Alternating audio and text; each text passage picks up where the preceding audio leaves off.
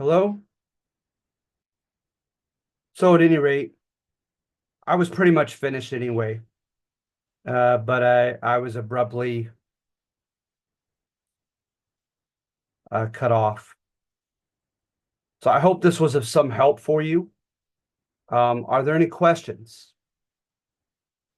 Any questions or comments on this particular topic or assignment?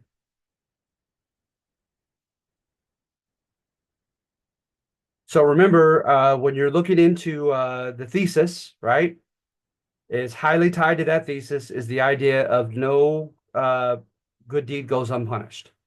Is that the Native American or the Latin Americans tried to fundamentally alter society. I know, Fernando. I'm sorry, man. It did the same thing to me, and it's trying to force me to pay money for an upgrade in my Zoom style. So I need to contact my boss and see what I can do, what my options are. I mean, obviously, if I have to pay money to continue this with you guys, I will, but I'd rather not. So thank you for coming back on. I will not take away any points from the other two if they don't make it onto this one. Okay. I was pretty much done anyway. So just recall that, right? Is that's my subjective point that I'm making is that there was a genuine gulf between left and right in Latin America. There was a genuine attempt to bring about enlightened changes, revolutionary changes in Latin America, and it brought about instability. It brought about instability, civil wars, coups, uh, etc.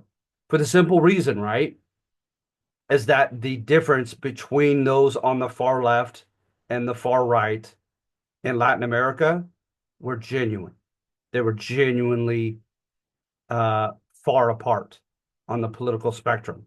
So hence it did seem more um, like the end of the world if the guy on the far left or the guy on the far right were to win the presidency, because he would bring about fundamental changes that were seen as, anathema, as just absolute nightmare to you.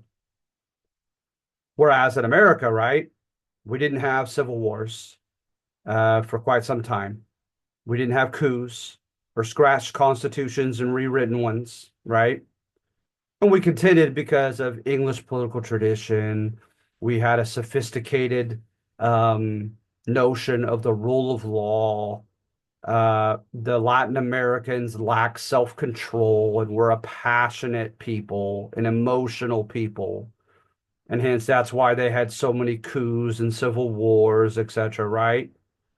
But I disagree with that.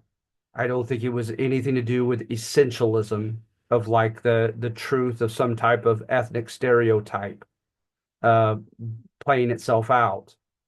But I think it was simply that there really was a big fundamental difference between the left and the right in Latin America and in Mexico, and there wasn't in the US. And they knew that in the US. So they knew it was not the end of the world or a big deal when their opponent won in the US. But they did know that it was quite a big deal when their opponent won in Mexico and in Latin America. And I tried to illustrate that by showing examples of how far to the left people like Francisco de Miranda and Miguel Hidalgo and Father Morelos and others were. And on the contrary, how far to the right, Agustin de Iturbide and people like Anastasio Bustamante were. Okay. So are there any questions before I let you guys go?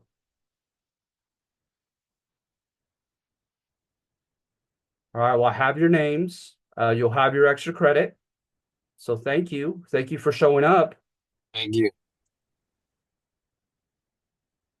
Fernando, I said thank Thank, you. you're welcome. thank you. You're welcome. Thank you. Thank you. Maribel, thank you. So you guys have a nice week, okay? And good luck on your assignments. Hang in Have a there. nice week. Thank All you. right. Bye-bye.